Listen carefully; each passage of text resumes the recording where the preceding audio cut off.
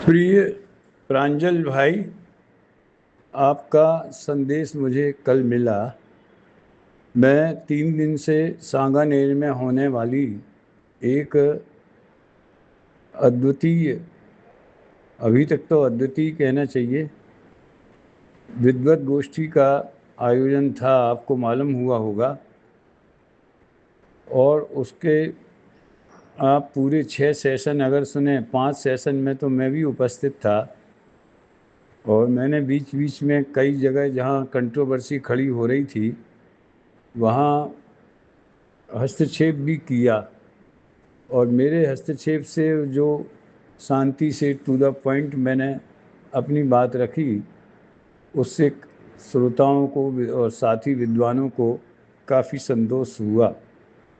इसलिए आपको कहीं समय कभी मिले तो वो पूरी गोष्ठी में जिसका आपको समझ में आया हो, या वैसे तो पूरी सुनने लायक इसलिए है कि वक्ता का तो भले कम सुनो, लेकिन वक्ता तो 10-15 मिनट बोलते हैं, बाद में चर्चा होती है। स्वानुभव ने जो वो चर्चा को प्रश्नों तक केंद्रित रखने का जो प्रयास किया है वो बहुत ही सराहनीय है। मुझे बहुत अच्छा लगा कि चर्चा तो कहाँ से कहाँ चली जाए, लेकिन वो बात में कहता था नहीं साहब, प्रश्न तो ये था, इस तरह से। अभी मैं आपके प्रश्नों की चर्चा करता हूँ। पहला प्रश्न है, जीव द्रव्य और जीव तत्व में सूक्ष्म रूप से क्या अंतर है? सूक्ष्म तो क्या, वो तो स्पष्ट भी है। 6 द्रव्य व्यवस्था में जीव द्रव्य है। उद्गल धर्म धर्म आकाश काल 6 द्रव्य हैं, सत लक्षण वाले हैं, गुण पर्याय युक्त हैं। तो जीव द्रव्य में द्रव्य सामान्य का लक्षण जो सब में घटित होता है, वो 6 द्रव्यों वाले जीव में भी घटित होता है। और जब तत्व की बात आती है तो तस्य भावः तत्वम, तो जीव तत्व में जो ज्ञायक एक भाव है वो शुद्ध जीव तत्व है। वैसे उसे द्रव्य शब्द से भी बोल, द्रव्य दृष्टि से सम्यक दृष्टि, द्रव्य का आश्रय करो, पर्याय द्रव्य का आश्रय करती है, तो वे सारे कथन भावों की तरफ से द्रव्य की बात है। जैसे अपन गुलाब जामुन खाते हैं तो पूरा खाते हैं कि अकेला रस खाते हैं, स्वाद खाते हैं। आनंद तो स्वाद के लक्ष्य से लेते हैं, उसकी उपादेयता भी हमें स्वाद के कारण मालूम पड़ती है। लेकिन अकेला स्वाद तो बिना द्रव्य के होता नहीं है, द्रव्याश्रया निर्गुणा गुणा। तो हम पूरी वस्तु का को भक्षण करते हैं, और स्वाद अकेले जो रसपान है वो उसका आनंद है, वो उसके मिष्ट रस का ही लेते हैं। इसी तरह ज्ञायक के आश्रय से, यानी द्रव्य स्वभाव में जो ज्ञायक स्वभाव पड़ा, जीव द्रव्य है, ज्ञायक उसका स्वभाव है, तो ज्ञायक तत्व हो गया। तो शुद्ध जीव तत्व, शुद्ध अंतर तत्व, ऐसे शब्द जो नियम सार में भी आए हैं, वो सब ज्ञायक भाव की, पारिणामिक भाव की तरफ से ही आए हैं। तो द्रव्य क्षेत्र काल और भाव में, इन चारों में जो सत सत है वो द्रव्य का लक्षण है, वो जीव द्रव्य में भी पाया जाएगा। और चेतना या उपयोग लक्षण से भी जीव द्रव्य की अन्य द्रव्यों से भिन्नता भाषित होती है। लेकिन वो चेतना और उपयोग जीव का स्वभाव है, तो उसको भाव पक्ष से देखें तो वही जीव का तत्व माने सार है, मूलभूत तत्व है। जो तत्व की परिभाषा है, वस्तु के स्वभाव को, भाव को तत्व कहते हैं। फिर दूसरा प्रश्न है, क्या ये कहना उचित है कि जिसमें ज्ञान दर्शन है, अर्थात जो जानता देखता है, वो जीव द्रव्य है, और जिसमें मेरा ज्ञान दर्शन पाया जाता है वो जीव तत्व है, और मेरे अलावा जिसमें मेरा ज्ञान दर्शन नहीं पाया जाता वो अजीव तत्व है? देखिए, ये चर्चा अपनी आपस में हुई भी थी, ये कोई सैद्धांतिक व्याख्याएं नहीं हैं, इस पर ज़्यादा जोर नहीं देना चाहिए। पर को अन्य बस जब जीव द्रव्य की व्याख्या करेंगे तो सामान्य रूप से सारे जीव निरोध से लेकर सिद्ध तक के वो उसमें शामिल हो जाएंगे। सभी ज्ञान दर्शन स्वभावी हैं। और जब जीव तत्व की बात करेंगे तो मेरे ज्ञान दर्शन के अलावा अन्य को अजीव तत्व कहते तो जरूर हैं। ये आध्यात्मिक शैली की बात है। इसे मैं नहीं समझता कि छात्रों को पढ़ाने समय ज़्यादा जोर देना चाहिए। इतना उल्लेख कर देना चाहिए कि ऐसा भी कहा जाता है, परंतु प्रत्येक वस्तु को उसकी तरफ से देखो तो सभी जीव द्रव्य हैं और सब ज्ञायक भाव स्वरूप हैं। फिर जब हमें स्वभाव का अपना निज का लक्ष्य करना हो, तो जैसे गुरुदेव कहते हैं चारों भाव परद्रव्य हैं, तो फिर वो तो अजीब ही हो गए ना जब परद्रव्य हैं तो। लेकिन वो अपेक्षा बताते हैं। वो कहते हैं कि जैसे दूसरे द्रव्य में से हमारी ज्ञान दर्शन की पर्याय प्रकट नहीं होती, वैसे पर्याय में से पर्याय प्रकट नहीं होती, इसलिए अपनी पर्याय को भी परद्रव्य कह दिया। ये सब प्रयोजन की अपेक्षा ये सारे कथन हैं। ये सैद्धांतिक व्याख्या नहीं है। ये समझ आध्यात्मिक व्याख्याओं में सिद्धांत का भी अतिक्रमण हो जाता है कभी कभी, लेकिन उसमें अपेक्षा दूसरी ख्याल में रहती है, इसलिए मिथ्या एकांत नहीं होता। सिद्धांत का लोप नहीं होता, इसलिए मिथ्या एकांत नहीं होता। देखिए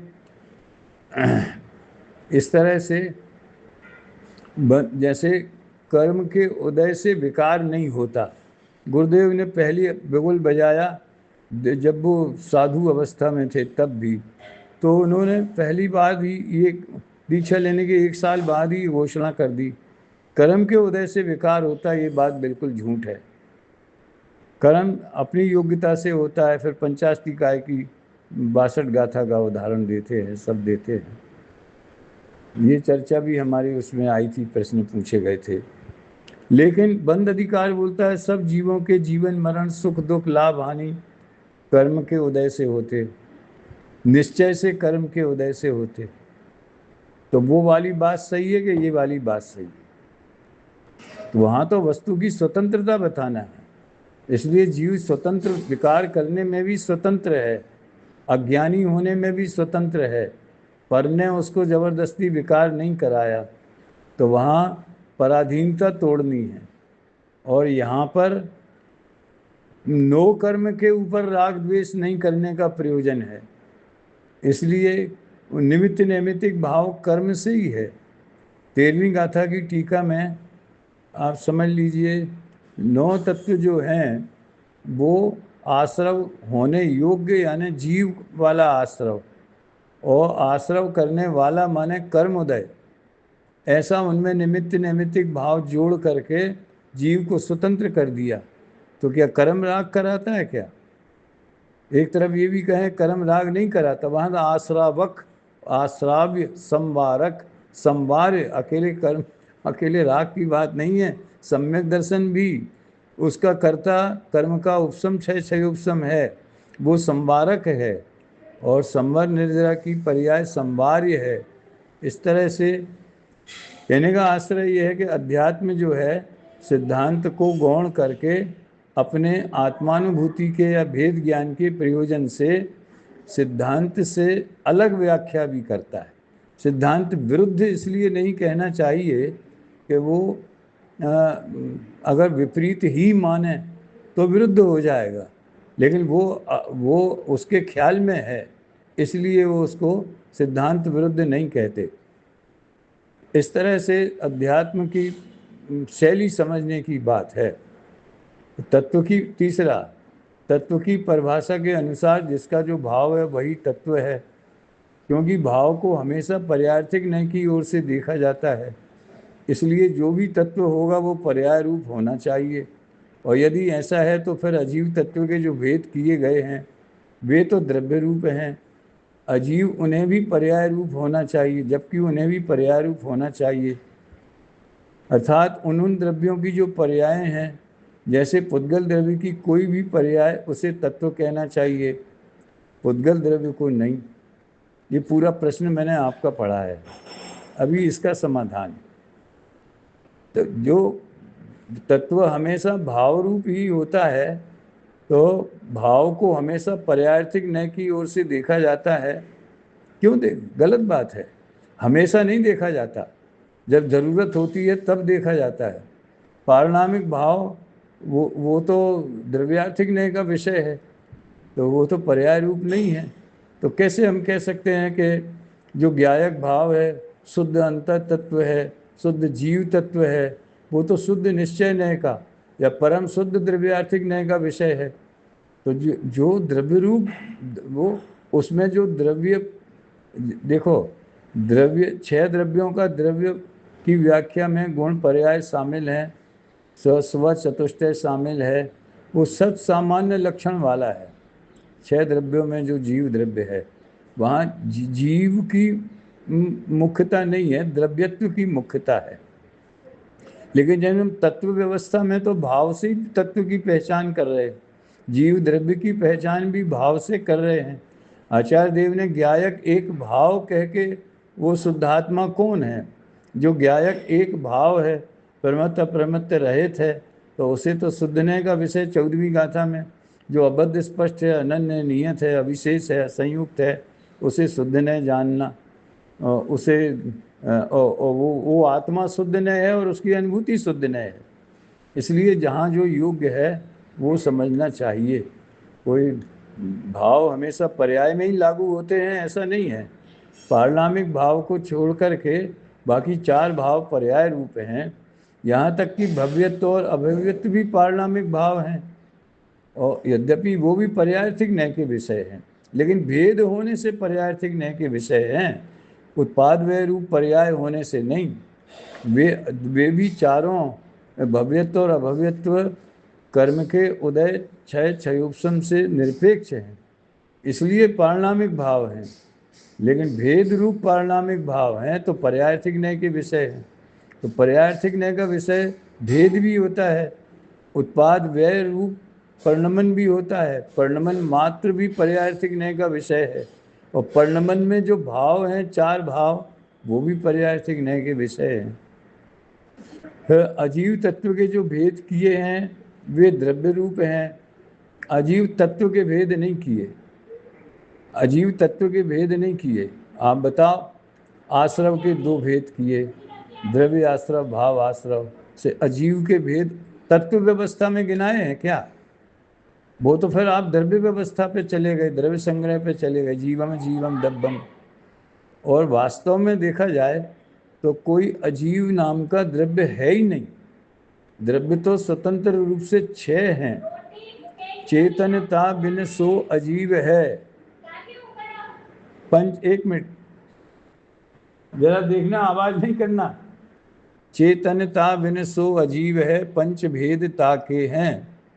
जैसे जैनेतर सभी समाज वालों को अजैन संज्ञा है, उसी तरह से 5 द्रव्यों को जड़त्व के कारण अजड़त्वात्मिका चिति शक्ति, तो जड़त्वात्मिका अचिति शक्ति, तो वो उनका भाव है। अजीव तत्व, अजीवत्व, जड़त्व, वो पुद्गल आदि 5 द्रव्यों का भाव है। इस तरह से भाव पर ध्यान देना चाहिए। अजीव द्रव्य के भेद हैं, ये भी एक समझाने की शैली है कि ये कहना ज़्यादा उचित है कि 5 द्रव्य अजीव हैं। जैसे 6 द्रव्यों में जीव कितने हैं? एक जीव चेतना लक्षण होने से जीव है, बाकी क्या कौन है? वे अचेतन होने से अजीव है। ऐसा पढ़ाना चाहिए। एक अजीव है और उसके 5 भेद हैं। जैसे एक जीव है, उसके 2 भेद हैं, संसारी और सिद्ध। ऐसा है क्या? एक ही जीव में संसार पना और सिद्ध पना है, इसलिए जीव के 2 भेद हैं। या अनंत अनंत जीवों में अनंत जीव सिद्ध हैं, उनसे अनंत गुने संसारी हैं, तो वो पर्याय की अपेक्षा एक ही जीव के भेद हैं। ऐसे एक ही अजीव खड़ा है और उसके 5 फिर पर्याय वाले हैं कि क्या हैं? ऐसा तो नहीं है। स्वतंत्र रूप से 5 द्रव्य हैं, सबके लक्षण अलग अलग हैं और सब में जड़त्व लक्षण है, इसलिए उनका एक ग्रुप हो गया अजीव का। ठीक है। फिर जो तत्व व्यवस्था है वो 9 तत्वों में छिपी हुई आत्म ज्योति को दिखाना है, इसलिए 9 तत्व नाटक हैं, स्वांग हैं, और इनमें व्याप्त रहने वाला जो एकत्वम न मुंचति वो शुद्ध जीव तत्व है। प्रयोजन 9 भेद करने का आत्मा को बताने का है, अजीव को बताने का क्या प्रयोजन है? तो अजीव के हम इतना ही काफ़ी है कि पुद्गल धर्म आकाश काल ये अजीव द्रव्य हैं, इतना ही पहचान काफ़ी है वेद ज्ञान करने के लिए। मूल तो फिर पुद्गल की बात आ जाती है, असमान जाति पर्यायों की बात आ जाती। पुद्गल द्रव्य की कोई भी पर्याय को तत्व कहना चाहिए, पुद्गल द्रव्य को नहीं। कह सकते हैं स्पर्श रस गंध वर्ण जो है वो पुद्गल का तत्व है, जड़त्व है वो पुद्गल का अजीवत्व है, और जो उसमें स्पर्श रस गंध वर्ण बनता है पुद्गला, तो जो उसके समझ लो गुण हैं वो उसके स्वभाव हैं, स्वभाव को तत्व कहते हैं। लेकिन अजीव में द्रव्य और तत्व का भेद करने का आचार्यों का कोई प्रयोजन ही नहीं था, इसलिए क्यों वो उसको हाईलाइट करें। अपना तो जो उद्देश्य है 9 तत्वों के भेद किए ही क्यों, क्योंकि उसी में ही जीव मिलेगा। 9 तत्व से बाहर खोजेंगे तो गरीब मिथ्यात्व में जाएंगे, और 9 तत्व को ही जीव मान लेंगे तो अगरीब मिथ्यात्व खड़ा रहेगा। वाह, इसलिए 9 तत्व में व्याप्त शुद्ध जीव तत्व की बात कही।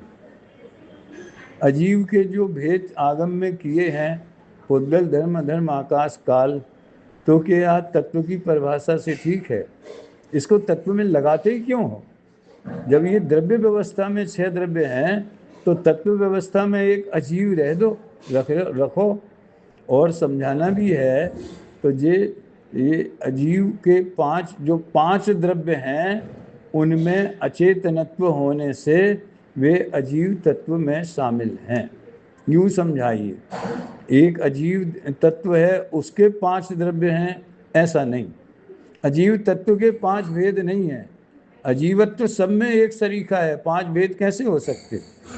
जैसे सत सामान्य सब द्रव्यों में एक है, तो फिर महासत्ता की अपेक्षा उसमें भेद कैसे हो सकते? 5 के लक्षण फिर अलग अलग होंगे, तो वो द्रव्य व्यवस्था में चले जाएंगे। वैसे हर एक का धर्मास्ति में गति हेतुत्व है, वो उसका तत्व है। अधर्मास्ति में स्थिति हेतुत्व है, वो उसका तत्व है। तत्व माने स्वभाव, उसके कारण ही वो जीवंत है, वो उसका अस्तित्व है। वर्तना लक्षण काल का है, अवगाहन लक्षण आकाश का है। तो जिसका जो लक्षण है, असाधारण गुण है, वो सब उसके तत्व में आते हैं। ये अजीव के भेद, अजीव तत्व के भेद पुद्गल आदि हैं, ये व्याख्या डिफेक्टिव है। ये अजीव द्रव्य के भेद, ये अजीव द्रव्य के भी नहीं है। 6 द्रव्यों में 5 का एक नाम रखा, एक क्लास में बिठा दिया उनको, एक ये वास्तव में संग्रहणय है। अजीव द्रव्य कहना, जीवम जीवम द्रव्य कहना, तो जीव भी संग्रहणय का विषय है, जिसमें संसारी और सिद्ध और सभी एक इंद्री दो इंद्री सभी जीव शामिल हो गए, तो वो संग्रहणय का विषय है। और अजीव जो है वो संग्रहणय का विषय होने से 5 द्रव्यों का संग्रहित कर लिया। अब उसमें व्यवहार करो तो अजीव के 5 भेद हो गए, ऐसा। तो वो पांचों इकट्ठे होकर के संग्रहणय से अजीव कहे जाते। कोई अजीव नाम का एक स्वतंत्र द्रव्य होवे और उसके 5 भेद होवे, ऐसा नहीं है।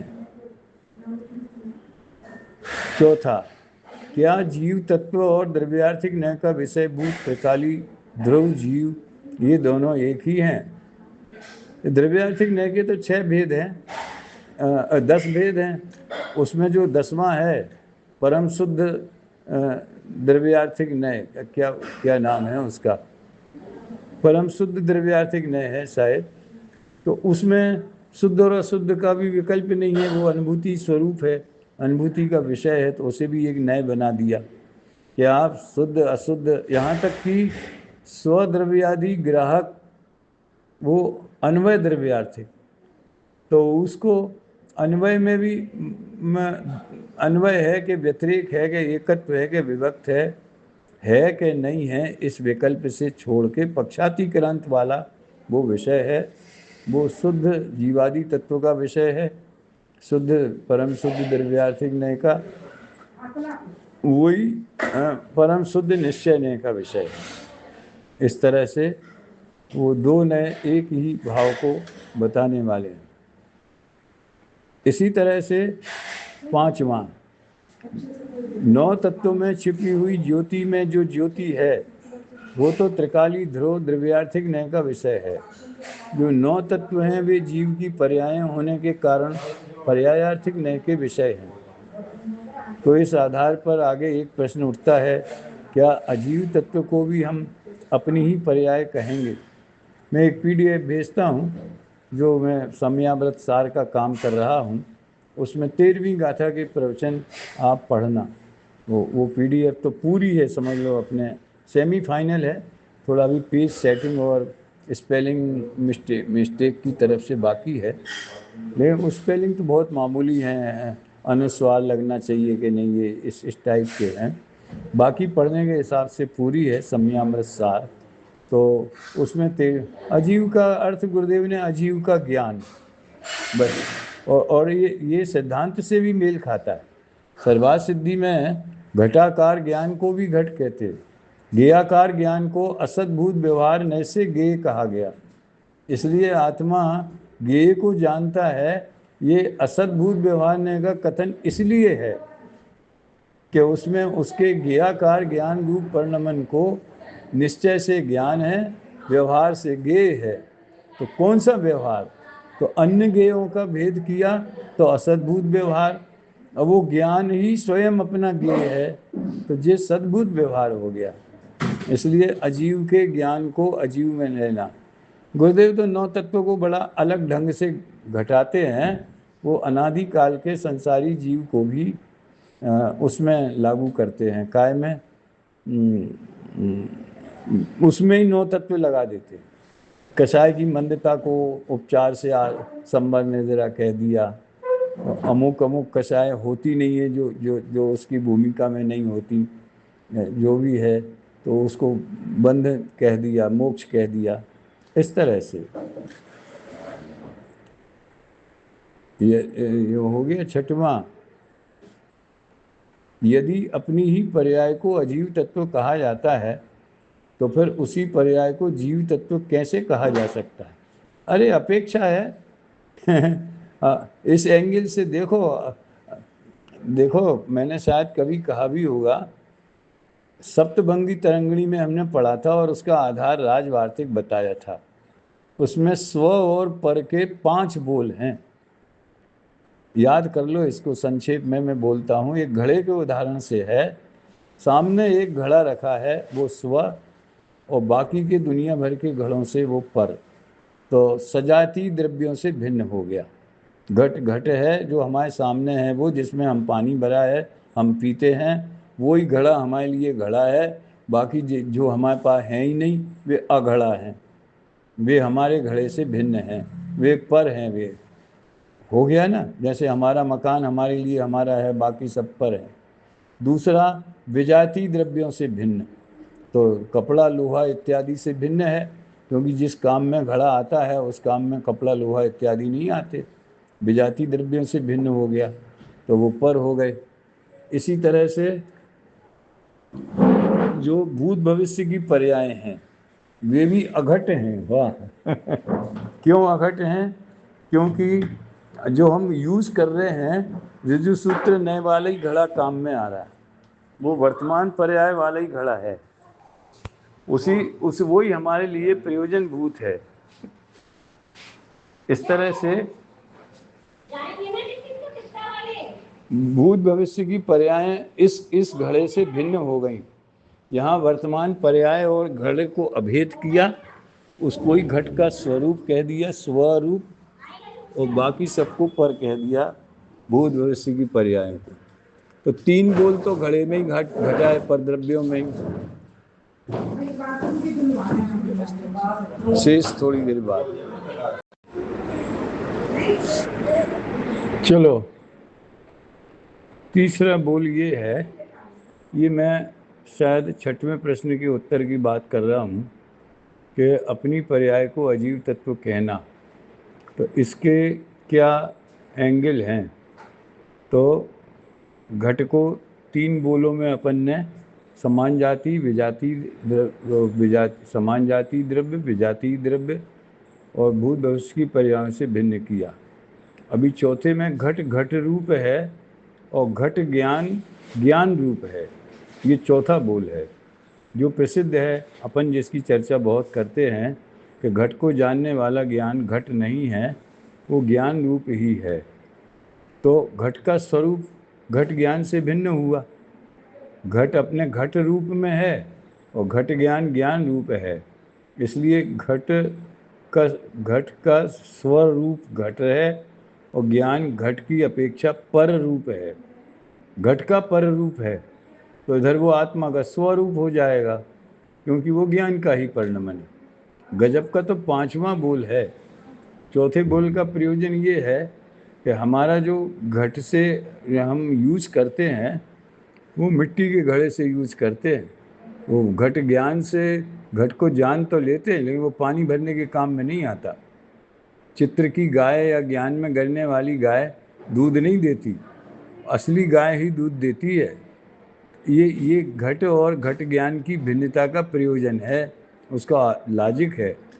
चौथा गजब का है, पांचवा कि अब घट तो बाहर रह गया, घटाकार ज्ञान और ज्ञान सामान्य, पर्याय में ही ज्ञान सामान्य, जानन क्रिया रूप परिणमन और जानन क्रिया में घट का ज्ञेयाकार बनना।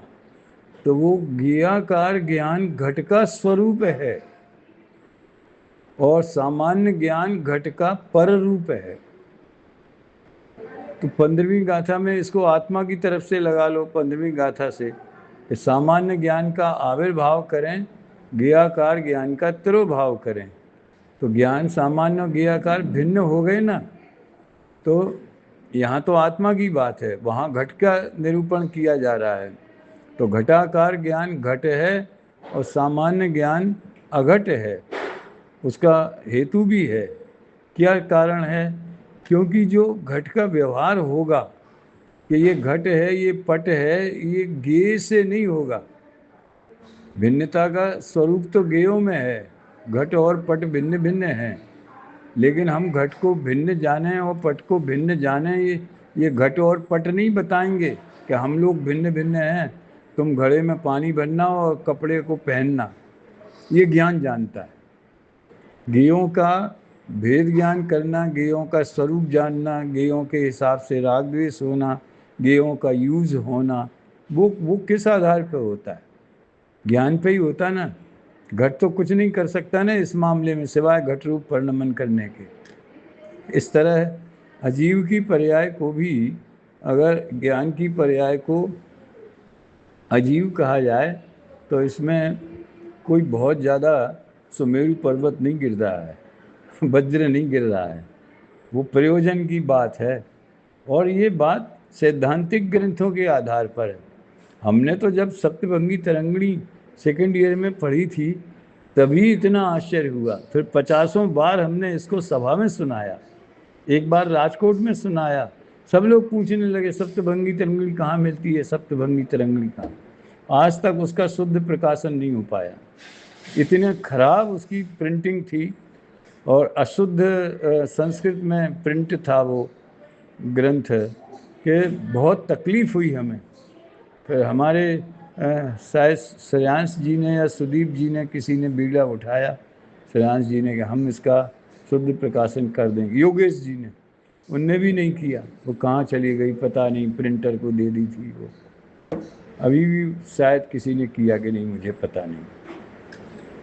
एक सातवां एक प्रश्न और है कि 9 तत्व पर्याय रूप हैं और पर्याय एक समय की होती है, तो आश्रव और बंध में भेद किस प्रकार किया जाए और उन्हें कैसे पहचाना जाए? तो देखिए, ये आश्रव और बंध का जो भेद है, ये वास्तव में द्रव्य आश्रव और द्रव्य बंध में परमाणु अलग अलग है। आने वाले परमाणु नहीं, उनका काल अलग अलग है। आने वाले परमाणु तो आगमन क्रिया वो आश्रव है, वो योग द्वार से होती है, और बंध क्रिया ठहर जाना आत्मा में वो होती है काय से, कषाय से। तो ठहर जाना वो उतनी देर स्थिति जब तक है तब तक ठहरे रहेंगे, तो ठहरने वाली पर्याय बंद हो गई। ऐसे ही संवरण निद्रा में भी यही चक्कर है। लेकिन भाव आश्रव और भाव बंध, क्योंकि द्रव्य आश्रव द्रव बंध जुदे जुदे हैं और एक ही परिणाम उनमें निमित्त बनता है। जिस परिणाम, वही परिणाम कर्म आगमन में निमित्त बनता है। उसी परिणाम में इतनी सारी योग्यताएं हैं, कैसी प्रकृतियां आएंगी, कैसा वर्गीकरण होगा, कैसी स्थिति बनेगी, कैसा अनुभाग बनेगा, ये सब उस भाव आश्रव में मौजूद हैं। तो जो समझ लीजिए कर्मागमन द्वार में भी वो जीव का भाव निमित्त है तो योग। लेकिन इस योग को दरवाजा खोलता कौन है? कषाय खोलती है, राग द्वेष खोलते हैं, शुभाशुभ भाव खोलते हैं दरवाजा योग का, आइए आइए। इस तरह से वही पर्याय आश्रव रूप है और उसी में स्थिति और अनुभाग बंद करने की शक्ति है। उसी में वो तत्व मौजूद हैं कि वो कर्मों की अमुक स्थिति 33 सागर की लेकर के बंधे, ये परिणाम श्रेणी की उस पर्याय में मौजूद था। और 7वें नरक की आयु बंधे, ये अनुभाग, ये भी उनकी पर्याय में ही मौजूद था।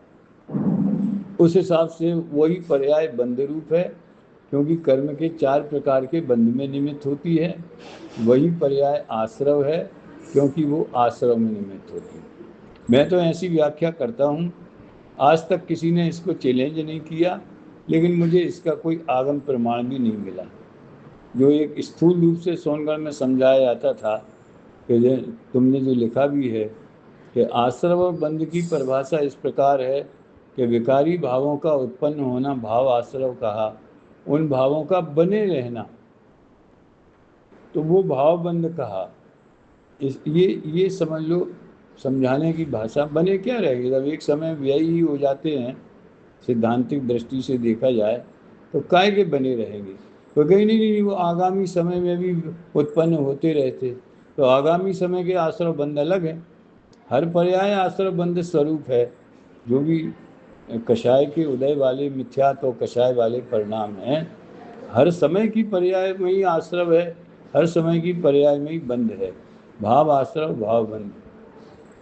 ये दूसरा भी पैरा जो है, जब पर्याय ही एक समय की होती है तो हम उत्पत्ति रूप आश्रव और रुक जाने रूप बंध को एक ही पर्याय में किस प्रकार डिफाइन करेंगे? तो वो ऐसे ही डिफाइन करेंगे। वो रुक जाना तो समझाने की भाषा है। उस पर्याय के निमित्त से जो कर्म आते हैं वे रुक जाते हैं। यूं समझ सकते। ये देखो, ये सब चिंतन के आधार से कह रहा हूँ। अब ये कहाँ मिलेगा कहाँ नहीं मिलेगा आप जानो। इसी प्रकार संबंध निद्रा और मोक्ष की भी एक समय की पर्याय के संदर्भ में कैसे डिफाइन किया जाएगा? मोक्ष में तो कोई प्रॉब्लम है ही नहीं। 4 घाती कर्मों का क्षय हो गया तो भाव मोक्ष कहते हैं, और जो घाती कर्म का क्षय को द्रव्य मोक्ष कहते हैं। 8 कर्मों के अभाव को द्रव्य मोक्ष कहते हैं और 8 कर्मों के अभाव रूप दशा को भाव मोक्ष कहते हैं। सिद्धत्व जो है, इसमें तो कोई आना और रुकना वाली बात है नहीं। संबंध निद्रा में जरूर होता है। अब वो कोई ऐसी पर्याय होती होगी जो पूर्व कर्मों का नाश करती होगी और नए कर्मों को नहीं रोकती हो, या कोई ऐसी पर्याय होगी जो नए कर्मों को रोक देती है लेकिन पूर्व कर्मों का नाश नहीं होता है। ऐसा कहीं पढ़ा हो तो मेरे को तो ख्याल नहीं है, और तर्क से भी जचता नहीं है। जो वितराग था और जो कहते हैं ना शुद्धि की वृद्धि, ये भी अपेक्षित कथन है। और जैसे एक कंपनी ने एक साल 5 करोड़ कमाए, दूसरे साल 6 करोड़ कमाए, तो वही वाले 5 करोड़ मिला के 6 हैं क्या? दूसरी साल 6 करोड़ कमाए तो वो नए 6 करोड़ हैं कि पुराने वाले 5 करोड़ मिलाए इस साल 1 करोड़ कमाए? तब तो कंपनी घाटे में चली गई।